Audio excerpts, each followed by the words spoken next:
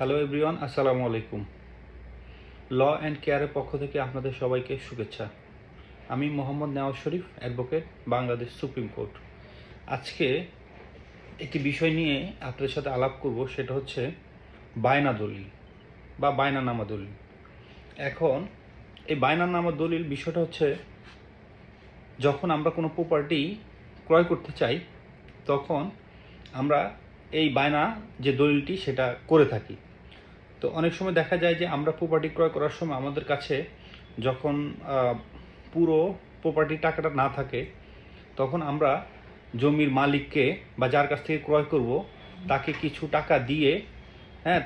টাকা দিয়ে আমরা এই সম্পত্তিটা বায়নার আওতায় নিয়ে আসি, যে আমি এই বায়না টাকাটা দিলাম, অমুক সময়ের মধ্যে আমি বাকি টাকাটা দিয়ে আমি তোমার কাছ থেকে এই সম্পত্তিটা ক্রয় করে নিব, এই মর্মে বায়না করা হয়। কিন্তু অনেক সময় দেখা যায় যে শুধুমাত্র রেজিস্ট্রেশন যে ফিটা, সামান্য কিছু ফি আপনার স্কিপ করার জন্য বা ফাঁকি দেওয়ার জন্য এই যে বায়না দলিল সেটা রেজিস্ট্রি করা হয় না। তো এখন আপনি যদি বায়না দলিলটি রেজিস্ট্রি না করেন, সেক্ষেত্রে আপনার কনসিকুয়েন্সটা কী হবে? যে বায়না দলিলটা কি আসলে বাধ্যতামূলক?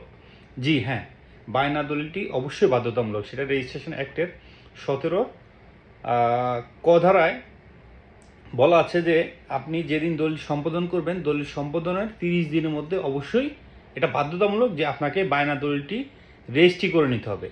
আর যদি রেজিস্ট্রি করে নেন, তাহলে আপনি এই রেজিস্ট্রি দলিলের মাধ্যমে আপনি আইনগত প্রতিকার পেতে পারেন।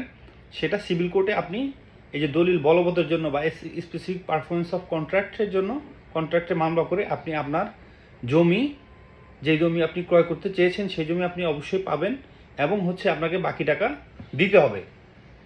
কিন্তু যদি আপনি এই বায়না দলিলটি রেজিস্ট্রি না করেন, তাহলে কি হবে? তাহলে আপনি এই স্পেসিফিক পারফরমেন্স অফ কন্ট্রাক্টের মামলাটা আপনি করতে পারবেন না। সেক্ষেত্রে আপনাকে মানি মোকদ্দমা করতে হবে, মানি স্যুট করতে হবে। মানি স্যুট করে আপনি হয়তো টাকাটা পাবেন, সেটা লেন্দি প্রসেস। মানি স্যুট করে আপনি টাকাটা পাবেন, সেটা একটা লেন্দি প্রসেস, কিন্তু আপনি জমিটা কিন্তু আর পাবেন না। আপনি টাকা পাবেন কিন্তু জমি পাবেন না। আপনি আরেকটা কাজ করতে পারেন, সেটা হচ্ছে যে আপনি এই ক্রিমিনাল লতে মামলা করতে পারেন। সেক্ষেত্রে আপনি যে আসামি তাকে পানিশমেন্টের আওতায় নিয়ে আসতে পারবেন, কিন্তু আপনি ওই মামলা করে টাকা পাবেন না।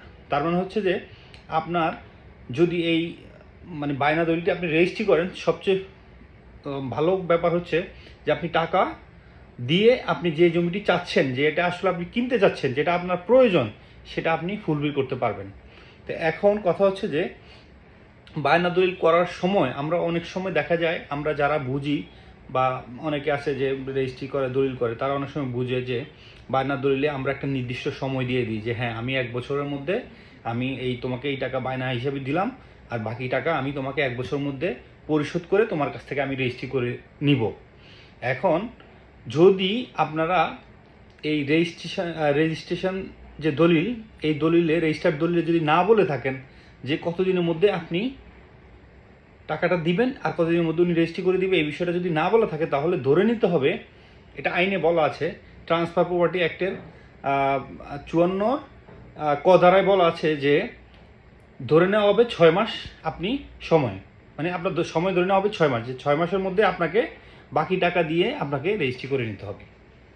ঠিক আছে?